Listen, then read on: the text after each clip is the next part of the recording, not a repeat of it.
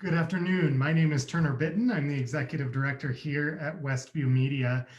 We'd like to welcome to our Ballot Book Club Judicial Elections event. We're joined today by Jennifer Yim from the Judicial Performance Evaluation Commission. We're going to have a conversation today that's pretty broad about the different things that will appear on your ballot related to judicial retention elections. So welcome, Jennifer. Thanks for having me, Trent. Yeah, we're so glad that you were able to join us. For those that are watching live on Facebook, if you have questions that come up during our conversation, I would encourage you to ask those questions. I understand that the Judicial Performance and Evaluation Commission has a video that you've prepared, and I'm going to start with that, and then we'll come back for the rest of our conversation. So give me just one moment, and I will share that.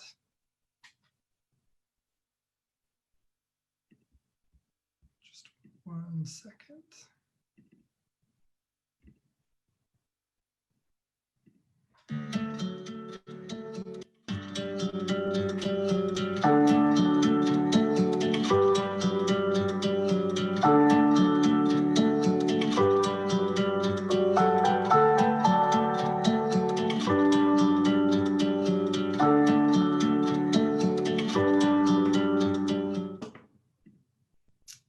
So I wanted to start with that video because it really hits on the main points of what we're hoping to talk about today. But for those that are watching, why don't we start by asking you, why don't you introduce yourself and explain your role and position, and then what, I'm going to call it JPEC from now on so that I don't have to say the full name there. But why don't we start there? That sounds great. My name is Jennifer Yim. I'm the executive director of JPEC, the Judicial Performance Evaluation Commission, and it is certainly a mouthful. So JPEC works just great. So we made incredible progress. Oh, hang on 1 second. As supporters and friends of the family leader now, President Donald Trump, you've had. Sorry, YouTube just kept on going. Let's start from the beginning with that again. Sorry, YouTube just kept on going. My name is Jennifer Yim. I'm the executive director of JPEC, the Judicial Performance Evaluation Commission. You're right, Turner, that's a mouthful. So let's just say JPEC for the rest of our time together. But for those who don't know, which I would expect would be many people, JPEC is an independent state entity. We're kind of unusually structured. But we were established by the Utah legislature in 2008 to evaluate the performance of judges for voters. And we have a number of different things that we do to evaluate judges. But this time period, right before an election, is a really important part of our work because people have a hard time knowing about the judges that serve their communities and the quality of job that they do. And so our main purpose is to provide information so that voters can cast informed votes at election time. Thank you. So I'm going to break it down into a bunch of different pieces and see if we can make sure that all of this fits for folks that are watching. So first, let's define how many judges are evaluated, and then what kinds of judges are evaluated. And we'll get into the process of evaluation in just a minute. Okay. Well, there are approximately 200 judges in the state of Utah, something slightly less than that. But that number changes over time. And we evaluate all of them. That is from the smallest justice courts, which are municipal and county level courts in the state of Utah that handle infractions, ordinance violations, criminal matters, low-level criminal offenses, and small claims matters up to $5,000. And so if you get a traffic ticket and you find that you have to go to court, you're most likely in Utah going to a justice court. Most people who encounter the justice system encounter the justice courts in the state of Utah. So we evaluate all of those judges, those city and county judges. And then the next level of court would be our district courts. And those handle more serious offenses in a criminal sense, as well as in civil matters. They're trial court judges, and they serve in judicial districts across the state that usually are combined with several counties. So people on the west side of Salt Lake live in the 3rd Judicial District, and that is comprised of courts in Tooele, Salt Lake, and Summit counties. That jurisdiction of 3 counties is also true for the juvenile court judges. And those are special courts that we have in Utah that handle delinquency and dependency matters for Utah youth and their families. They are equivalent to district court judges in terms of their ability and authority. And there are courts, those courts across the state as well. We evaluate all of those judges. And then there's the appellate level, right? So the Court of Appeals, there are 7 Court of Appeal judges and 5 justices on the Utah Supreme Court. And we evaluate them as well. So the types of evaluations we do for those judges varies by level of court, but we have something on our website for all of the judges who will be on the ballot in 2020 in November, and there are 59 of them across the state. And for those who are watching live, I'm just putting the link to JPEC's website in the chat. Before we get into the process for evaluation, before a judge reaches you, they go through a variety of different processes. So they're appointed, and I was wondering if you could just talk a little bit, you don't have to talk in depth, but about the nomination process and then how they eventually come to you. Sure. It's a good question because the judicial selection and retention process creates this system for how we handle judges. And we have a special selection system in Utah called merit selection. So rather than something like contested elections to select judges or a kind of partisan appointment process, we have in Utah something called merit selection that starts with judicial nominating commissions. Those are bipartisan groups of people who come together to evaluate judicial applicants. And they evaluate them on their skills, their abilities, their professional experience, reputation, on the references that are received about them. And they do a very thorough job to evaluate all of the applicants and interview them and create a list of nominees that then go at a state court level to our chief executive, which is the governor. The governor selects from those nominees and makes an appointment. That appointment then has to be approved by the Utah Senate. So that's the state court process. And the process is roughly similar in the justice court setting. It's the city executive or the county executive who makes that appointment. And it has to be then confirmed or ratified by the Utah Judicial Council, which is actually the governing body of the judiciary, their Senate, if you will. And so they get appointed through this vetting process of looking at the merit of their, looking at their merit. And then, right, the retention process kicks in and we do performance evaluations again, based on actual performance and merit. Thank you. So the process is they're appointed and then they're on the bench and then they're evaluated by JPEC. How often do the evaluations happen? Well, so if I can jump backwards a little bit, I probably should have said this before. The Utah Constitution and state statutes say that all judges in Utah need to stand for the first general election at least 3 years after they're appointed. So what that means is, they get appointed, and then at the next election, at least 3 years after that, they have to stand for a retention election. That is a short and abbreviated first term of office. The standard term of office for judges in Utah is 6 years, with the Utah Supreme Court justices serving 10-year terms. So if we can just set those Supreme Court justices aside for a minute and talk about most of the judges, we do 2 evaluations every term.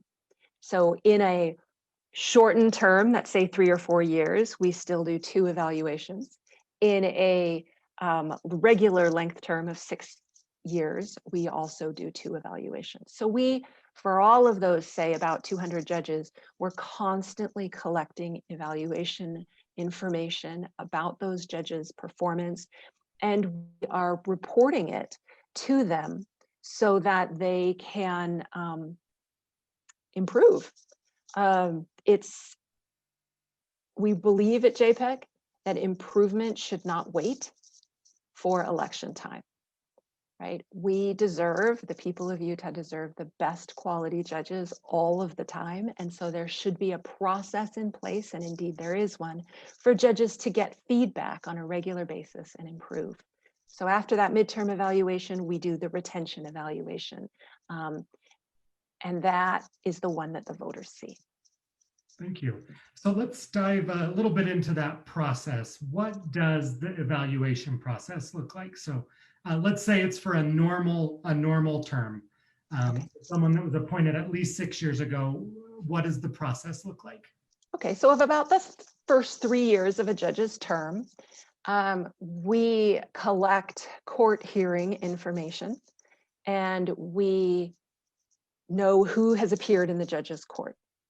So we survey then attorneys, jurors, court staff, bailiffs, interpreters, treatment providers, anybody who regularly appears before a judge, and we survey them about their experiences with the judge. And our range of questions depend on who those folks are, what roles they play in the court. For example, we only ask attorneys to assess a judge's legal ability.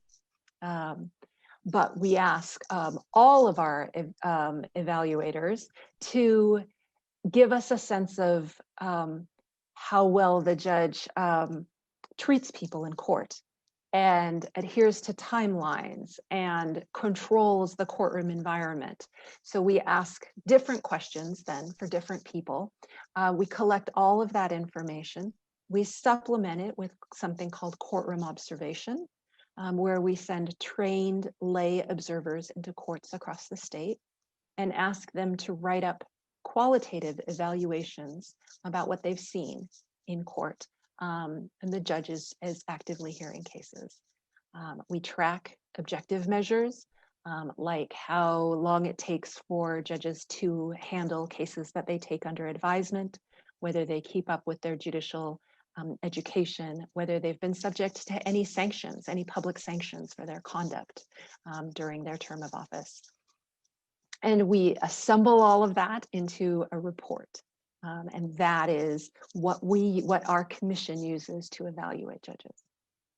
Thank you. So after the evaluation process, you've compiled this report. From my understanding, it only becomes public if the judge decides to seek retention. Is that correct? Yes, that's accurate.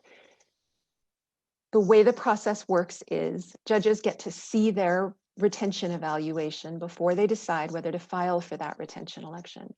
If they decide to file for the retention election, then JPEG is required to make all the information in that evaluation public for people to see. If the judge decides not to run for the retention election, that would mean that that judge would effectively be done with his or her job on December 31st of this year. And that decision is something that's made in July. If that's the case, statute tells us that that evaluative information remains a confidential record. And so when people go to judges.utah.gov, that's JPEG's website, to look at the judges that appear on the website, they will only see the judges who have chosen to file for that retention election. Thank you. And I'm going to, just in a moment, I will share my screen and we'll actually look at your website so you can direct me around on the website and Okay. show folks who are watching live how to navigate the website. But before we get to that, I just kind of want to jump back through the process so we can start at the beginning and work all the way through for folks that maybe are joining us a little later. So the judges selected based on merit using the nomination process. Yeah. Then they're seated and then they receive an evaluation from you. And kind of the end stage of that process is they then go to the voters, and the voters then have the opportunity based on the report that you provide to make a decision about whether that judge should keep their job or lose their job. Is that correct? I think that is largely correct. I think, and one real great thing about describing it that way is it demonstrates things that's hard for people to see when they just come and look at us at election time. So when people come and look at us at election time, they can see that virtually all of the judges get a recommendation in favor of retention. But what they can't see is that we've been working with these judges for sometimes 6 years to try to help them to find spots of their performance that need improvement. And then they can get help from the judiciary to get the assistance that they need to remediate those problems, to address those problems and become better judges. That, as I said earlier, right, we don't want to wait for improvement for 6 whole years. We want to give judges sort of an ongoing sense of what kinds of work they could do to be better judges. And then, as you also mentioned, judges who decide to resign or retire don't have their information available online. And what that means is that the public tends not to see recommendations, unfavorable recommendations, recommendations that JPEC would suggest that a judge not be retained. Those are less common because judges retire for all kinds of reasons. Most of them are unconnected to the retention process, but sometimes judges do decide to resign or retire rather than face a negative retention evaluation at the ballot box. Thank you. So as I was preparing for our conversation today, I was looking at different states and kind of comparing us nationally. And it seems that we have a relatively unique both nomination and retention process. Is that accurate? And kind of how is our process unique? I would call it a model retention and selection process. And the reason is this: it really works to keep partisanship out of the process and instead to focus on merit. The merit in terms of the job the judge actually does once they're seated. There are a few states that are like us. They tend to be Rocky Mountain states.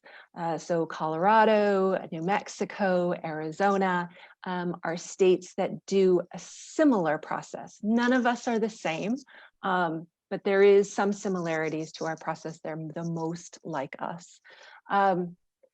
And they stand in really stark contrast to a contested election system.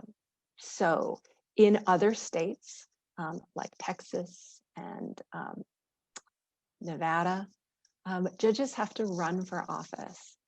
And what that means is they have to campaign, they have to raise money, they have to make promises. I've heard lawyers tell me that judges accept campaign contributions from the lawyers in their court. They may accept contributions from litigants who then have cases in their court. And that all creates, at the very least, some concern about the potential for bias. And here in Utah, we believe that judges should judge. They should spend their time doing their work rather than raising money and campaigning and having to make promises. So I feel really good about this process. But the success of a merit-based retention and selection system requires voters to be informed and to vote on the judges that serve their communities. That's the accountability piece that makes this system work. So it's incredibly important for voters to understand that the role they play in these judicial retention elections is a real one. They matter because they're holding our justice system accountable in the communities that they're serving. Thank you.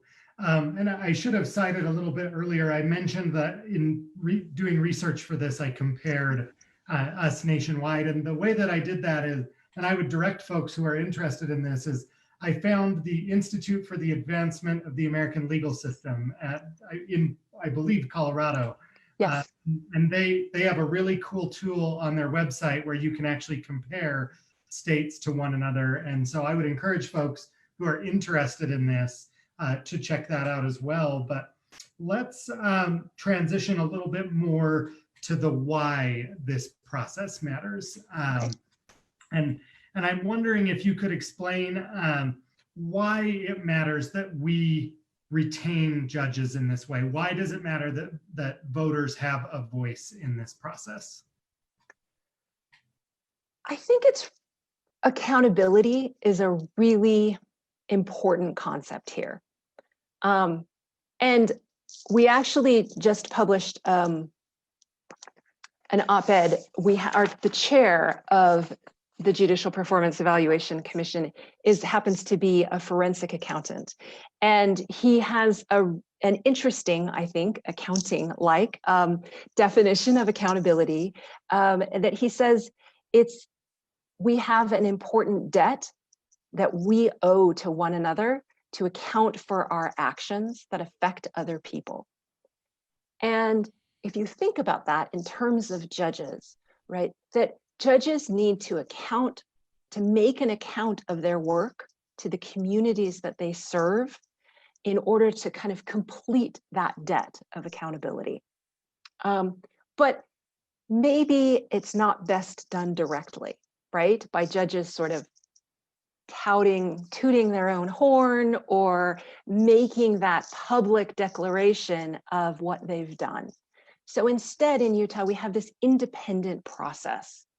And if you think about it, I mean, it's pretty good public policy.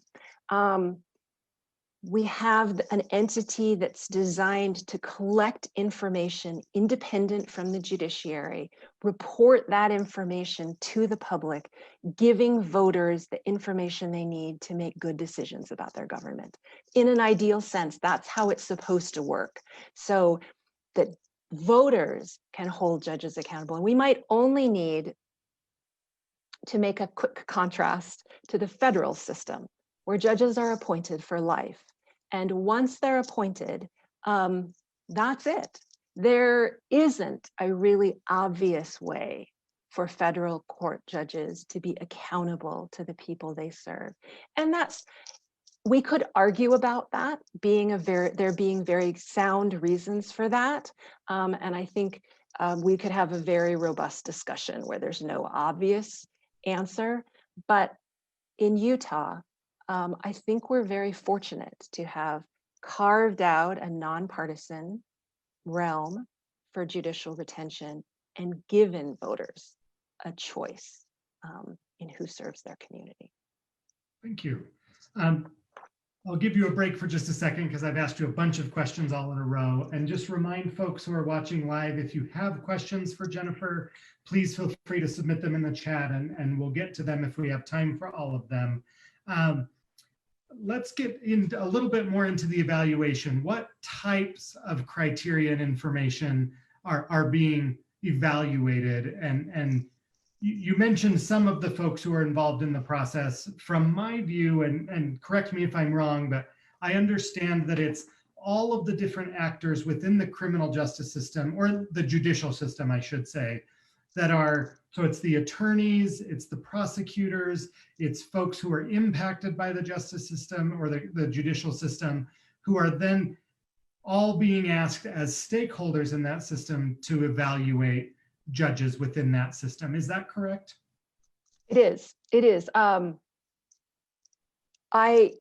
We do our best effort, given the data challenges, to reach out to as many stakeholders as we can. So you're right, we evaluate attorneys on both sides of each kind of case, criminal and civil. And we ask jurors who've completed a trial before a judge, and treatment providers, a number of other people who appear regularly in a courtroom. So a bailiff who's an in-court bailiff, judicial clerks and judicial assistants, and then interpreters who appear regularly before numerous judges. It's kind of nice, actually, to be able to have people who appear before multiple judges to be able to kind of get their sense of what it's like to appear before particular judges and how they handle the cases before them. And then, as I said earlier, we do send regular people into courtrooms, people who are not necessarily law trained, to evaluate something called procedural fairness. We ask them to look at how judges treat people in their courts, whether they give them a chance to voice their opinions, whether they are treated in a neutral manner, given a sort of a level playing field, whether they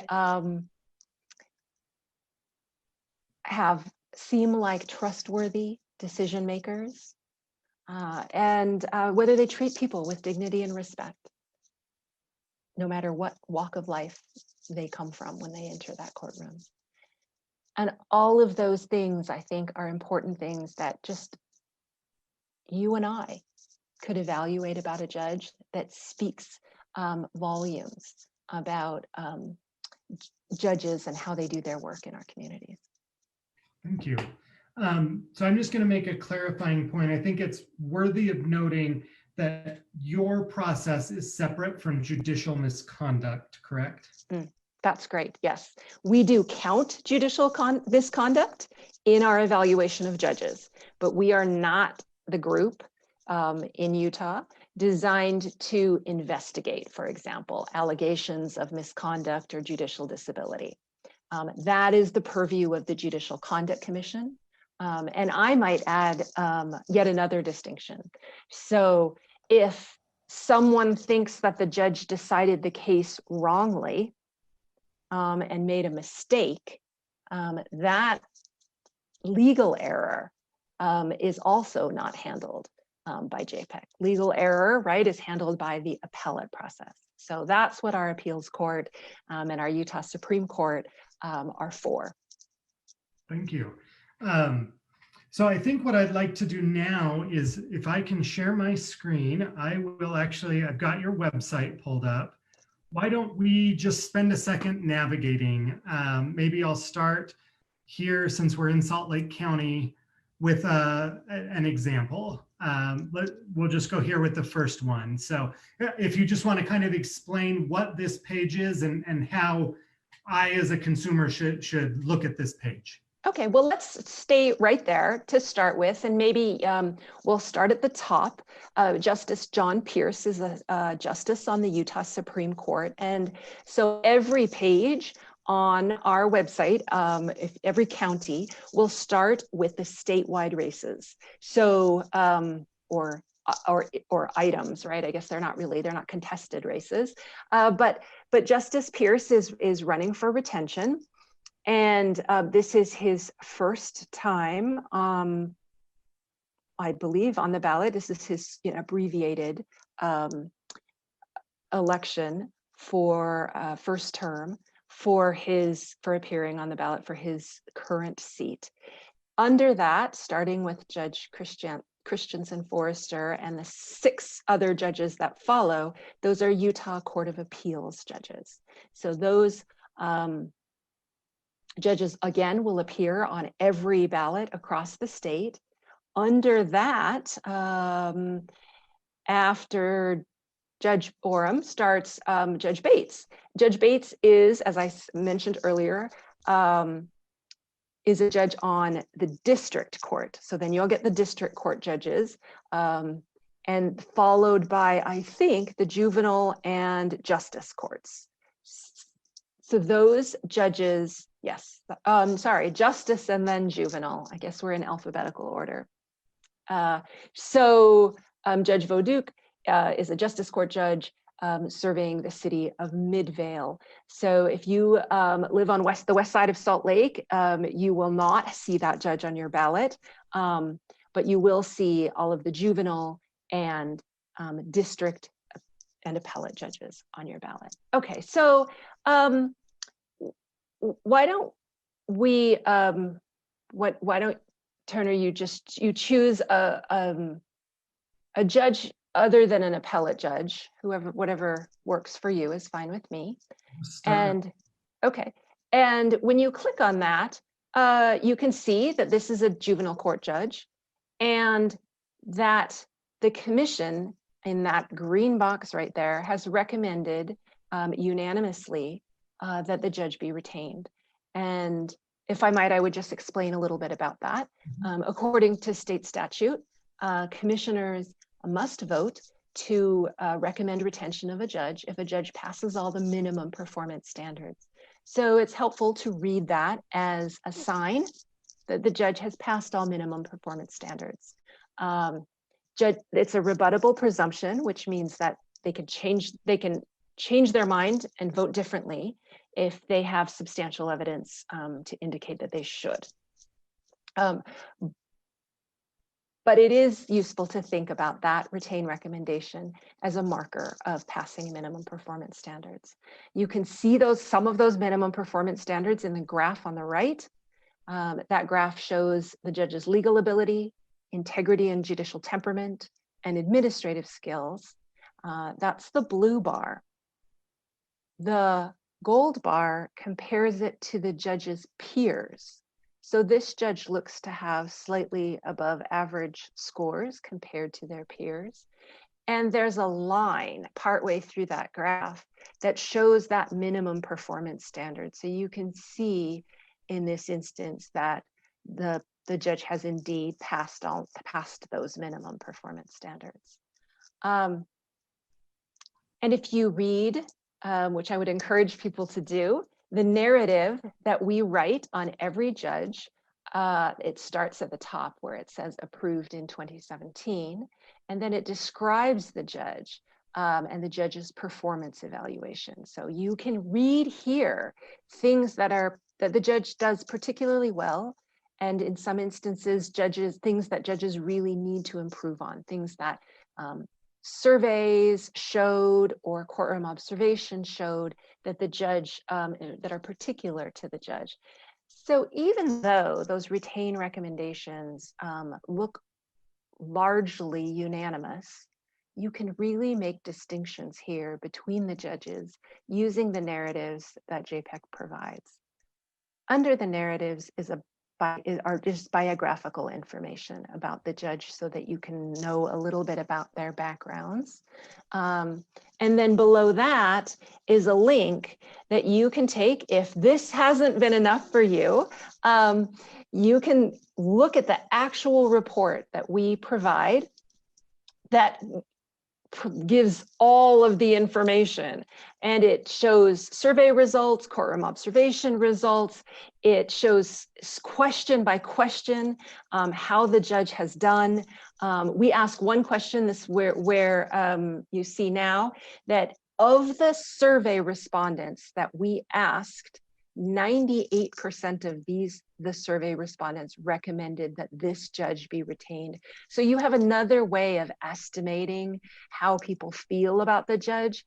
There might be a unanimous vote by JPEG commissioners, but a different sense from the attorneys and the jurors and court participants who are surveyed. We This is another, I was talking a little bit earlier about procedural fairness. This is something that we collect through courtroom observation, potentially the judge's discipline record, as well as some survey questions to say how fairly the judge treats people in his or her court. And we give you that analysis here. And then you can even look at the specific questions. These are question averages for the judge compared to the court level as a whole. For each of the different performance standards. Thank you. Do you think it's worthwhile for me to continue going, or does that pretty well summarize your report? I think that that's great. There is a summary of courtroom observation a little bit later, that just tells us the information that came from the lay observers who walked into court and sat for a few hours to watch that judge and then write up information. I think you can keep going a couple more pages down. For this judge right here, you can see in this case that all observers were strongly positive about this judge. And it will give you sort of a thematic sense of what the observers agreed about and what they may have, a few of them may have noted compared to the others. And we like to be able to provide that sense to people. So if there's disagreement, you can assess what you think about that disagreement and decide how important it is to you. You might read that disagreement and say, you know what, that doesn't really matter to me. Or, wow, that's really important to me. I want to know a little bit more about that. And so this is designed to provide that to you. Thank you. So just to kind of put a bow on this, not every judge is on everyone's ballot, right? It's split up depending on the race, but the Supreme Court and the Appeals Court will always be on your ballot. Yes, that's right this year. I estimate that if you live in Salt Lake City, I think you'll see about 16 judges on your ballot in November. And that's a lot. I mean, when we think about doing the research that it requires, is required of us to pick a candidate for really all of the interviews that you've done for this election season already, that's a lot for people to think about. And then they get to the judge portion of their ballot, and all of a sudden there's 16 different judges that they have to make decisions about. That's a lot, right? And if I might, I just tell a little story.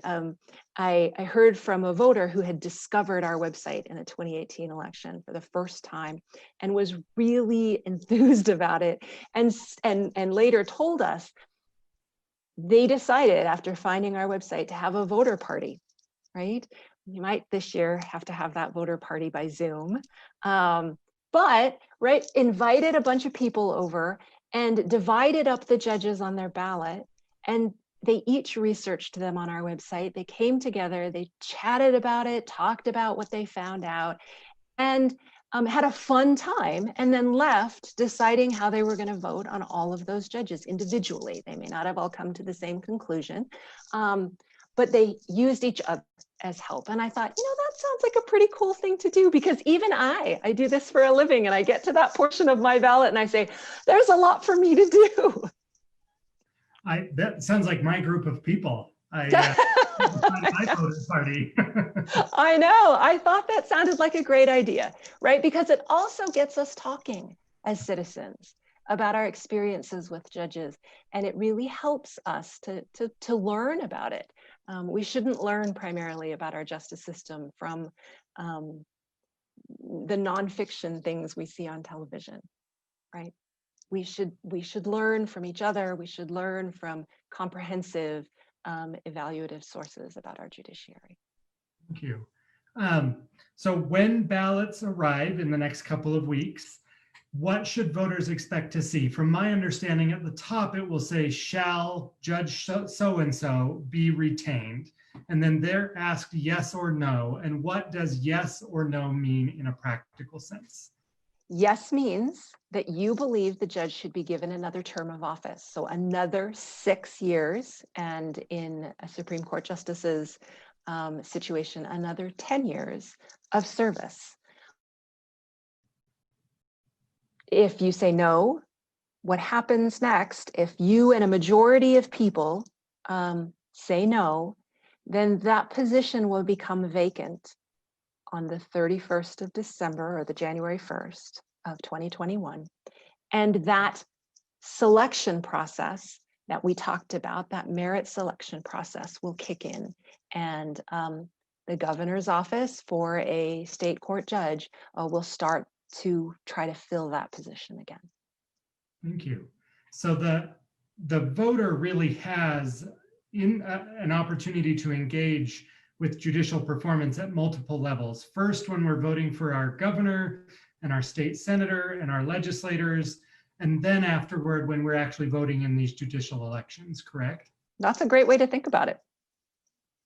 Thank you.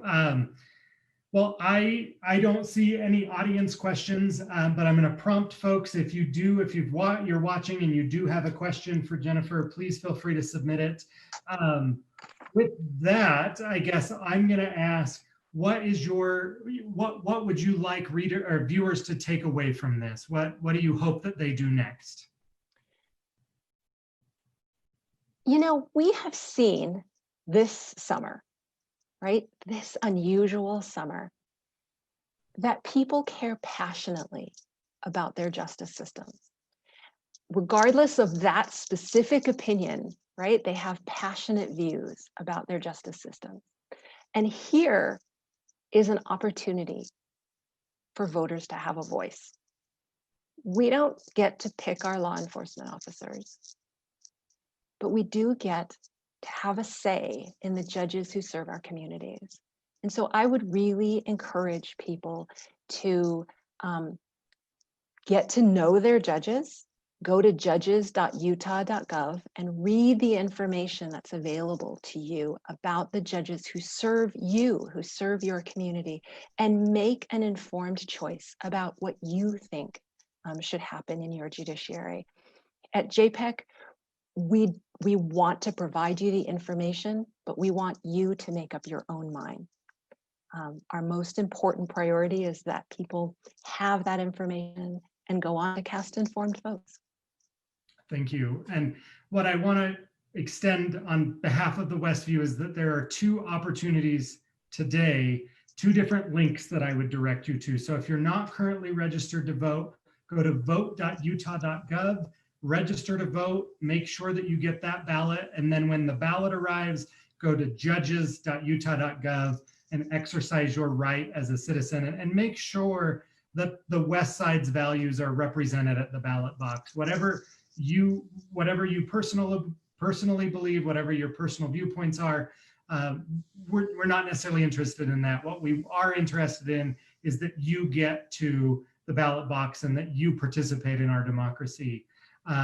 Thank you for your time, Jennifer. The last question that I have for you is always my curveball question, but is there anything that I should have brought up or any question I should have asked you that I didn't today?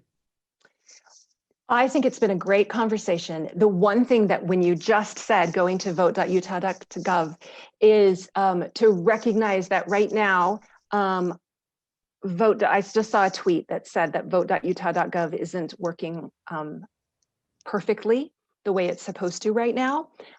They're working on that, and I'm sure it will be fixed very, very soon. But once it is fixed, there's this really cool thing that you can do, which is type in your address into and get a sample ballot. When you get a sample ballot and you go through it all and you click on the judges who will be on your ballot, you go right to our website. You go right to judges.utah.gov and you'll see our information, and then go back right to vote.utah.gov to see the next judge. It will bring you back and forth because we're really interested in people having that information. So it should be a nice, once it's working, a nice seamless way for people to get informed. That is great to know. And I would also add that you can register by printing off a voter registration form if you prefer that and you don't want to do it online. Well, I really appreciate our time together today. I certainly have learned a lot about this process over the last couple of weeks and just want to extend our sincere thank you for your time today. Thank you very much. Thank you to Westview Media for doing this. All right, you take care. Thanks so much. All right, bye-bye.